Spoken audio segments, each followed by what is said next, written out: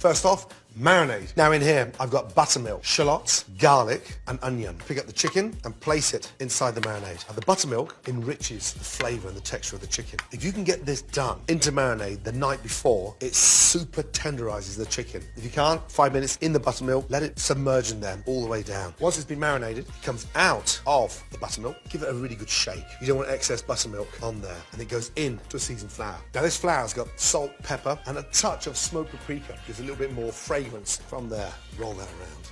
Make sure that that absorbs all that flour. Now, I love my chicken crispy. The secret there is to dredge it twice. So it comes out the flour, give it a really good shake, it goes back into the buttermilk. It may be a long process, but the labor of love is worth it because the coating on the outside of the chicken is mind-blowing. Out of the buttermilk, back into the flour. Get your fingers in there and literally cover the chicken with the flour. You can see it looking slightly sort of scrappy. You want that because as that hits the oil, it blisters beautifully. Shake off the excess flour. And now we're ready for the fryer. Oil, really important. I'm going to start mine off at 325. In she goes. Drop it in there nice and carefully. Always give a little 5-second break between putting pieces of chicken in there so as the actual breading sets and the chicken doesn't stick together. Now, just turn up the temperature for 3 minutes because the chicken's cold, so it brings down the temperature of the oil. I like to just gently turn my pan to make sure nothing sticks at the bottom. Any little floating bits, take them out. Those particles burn, and I want my oil nice and clean because it's the flavor that's left inside the chicken that you really want. Very carefully lift them out, drain them, and then on. Beautiful. But to get it even crispier and really beautifully moist inside, I like to finish mine off in the oven. Before it goes in the oven, I just like to season it just a touch into the oven for another 6 to 7 minutes. Now, the yam hash. First off, get the pan nice and hot. Touch of oil into the pan. Get it smoking in with the yams. Beautiful. Onions in. Salt, pepper. Once you've started colouring the yam, add your minced garlic. Be generous with the garlic. And then a little touch of butter. In she goes. This is where the yams start to take on all that flavour. It's incredible. Now we're ready for the peppers. Red peppers in. Green peppers in.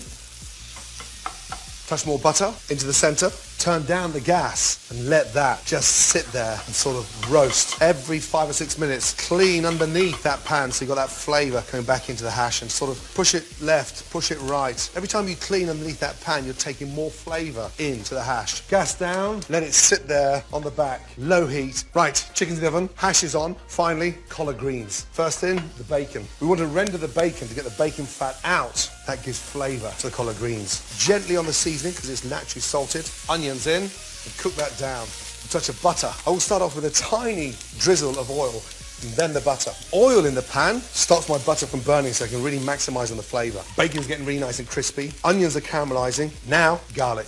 You can see what's happening now, look. It's all dark and crispy and caramelised. The crispier those yams become, the more flavour there's in there. Pat it back down again and let it caramelise and almost roast.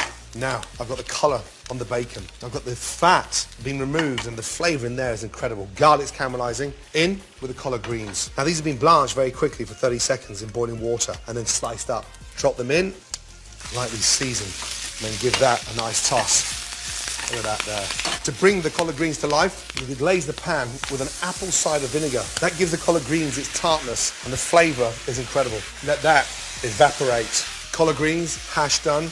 To finish off the hash, once it's got all nice and sticky at the bottom, lightly sprinkle over the top freshly sliced scallions. And then just fold those scallions in at the end. That gives it this sort of freshness. Right, time to dress.